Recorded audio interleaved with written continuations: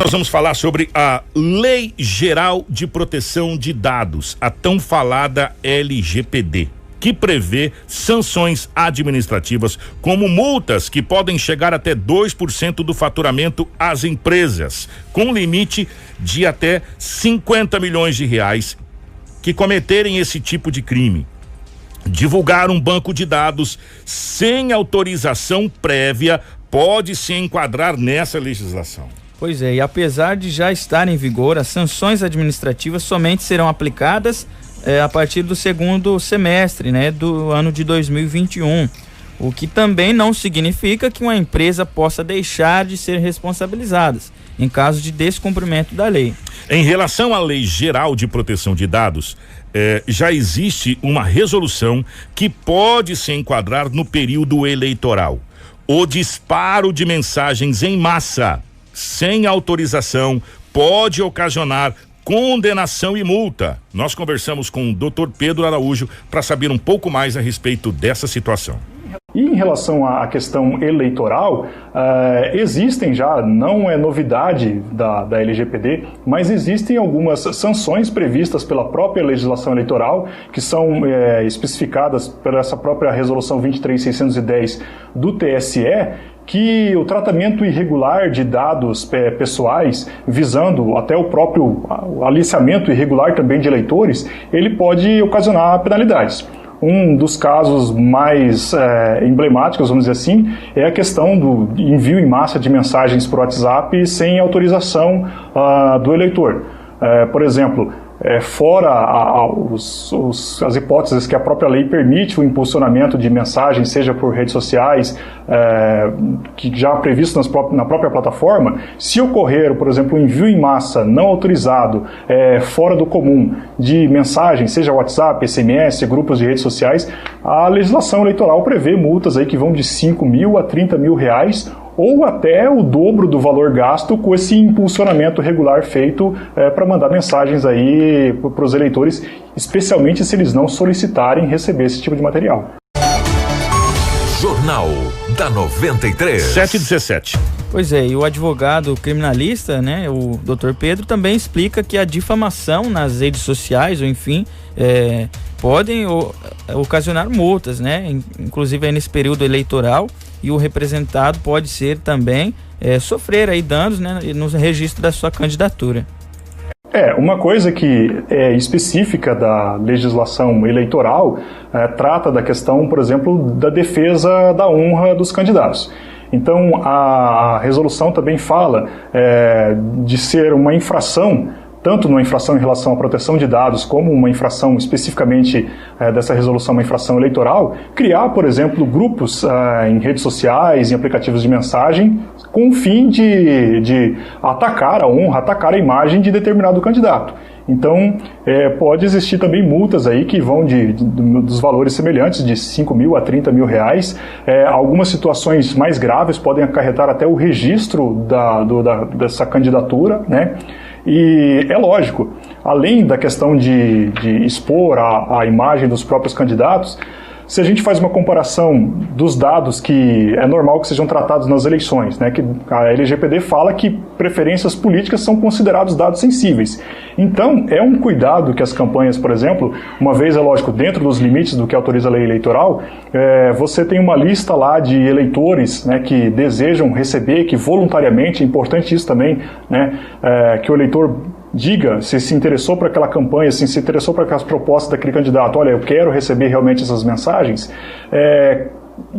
são dados que refletem, logicamente, a preferência política daquele eleitor, né? Então, a LGPD considera dados relativos a preferências políticas como dados sensíveis, então que podem expor a pessoa, a intimidade dela, ou até mesmo causar constrangimento. Com credibilidade e responsabilidade. Jornal da 93. 7h19, 7h19. Conforme dita em entrevista pelo advogado, a regra é válida não apenas para o meio digital, mas as informações captadas de forma física em reuniões com os possíveis receptores também se enquadram na Lei Geral de Proteção de Dados. Esclarecendo o que a própria resolução 23.610 do TSE fala, e ela fala lá no seu artigo 41, né, que se aplicam no que couber os princípios da Lei Geral de Proteção de Dados, o consentimento, nesse caso, é justamente a chave, né?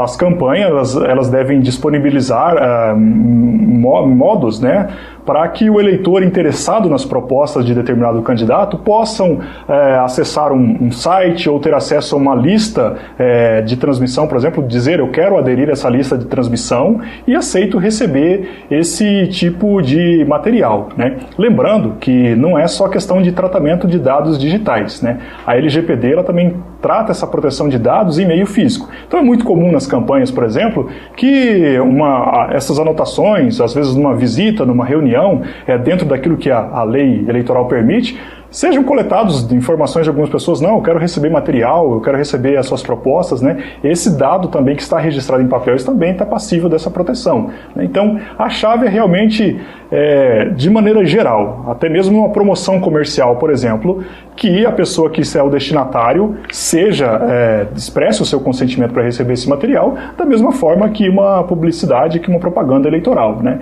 Que o destinatário, ele expresse, não, realmente eu desejo receber essa propaganda para não ficar recebendo material aí que ele não solicitou de maneira insistente. Uma vez o eleitor não desejando mais receber aquele material, ele pode solicitar, né? Inclusive, lá expressa e deixa claro que a facilidade para se descadastrar dessas listas de transmissão tem que ser equivalente à facilidade que ele teve para se cadastrar.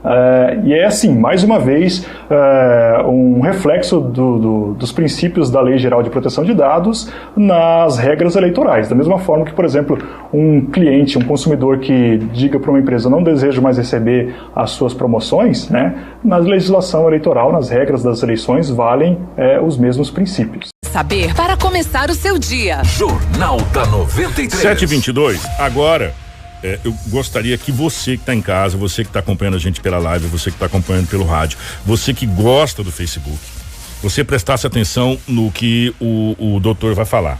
Sabe por quê? Porque agora essa informação também é válida para você que gosta de compartilhar notícias, essa coisa toda. Você tem que tomar muito cuidado com o que você vai compartilhar. Por quê? Nós perguntamos para o doutor a respeito das fake news, né, Romulo? Isso, exatamente. E segundo o doutor Pedro, o que acontece? A difamação, ela já é um crime que há muito tempo que já é previsto em lei. Já é previsto em lei, né?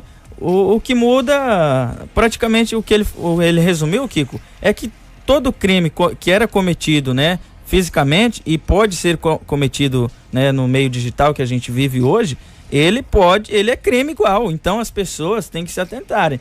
Difamação, calúnia, isso também pode ser ter aplicado aí uma lei, né, e ser considerado como crime. Vamos ouvir o doutor Pedro falando sobre a fake news, então preste bastante atenção, você ouvinte aí da 93, você que está ouvindo o nosso Jornal da 93. Elas já existem, na verdade, desde muito antes da internet, né? O Código Penal prevê os crimes de calúnia, que é você atribuir um fato criminoso falsamente a alguém, dizer a determinada pessoa roubou um estabelecimento. Então isso aí é uma calúnia, você está atribuindo um fato criminoso para uma pessoa sem ser verdade. Ou difamação, você ofender a honra da pessoa.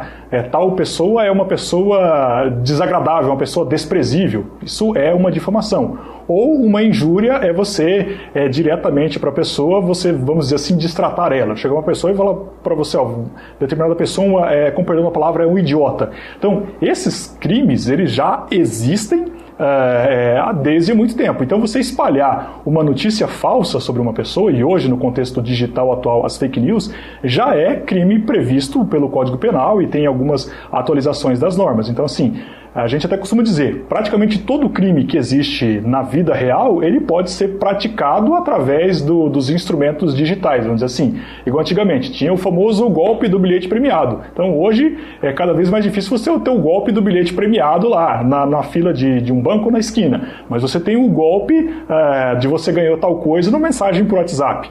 Então assim, a fake news, na verdade, é a manifestação desse espalhamento de notícias falsas hoje em meio digital. Então a pessoa ela pode responder por calúnia, por injúria, difamação, dependendo do tipo de afirmação falsa que ela faz.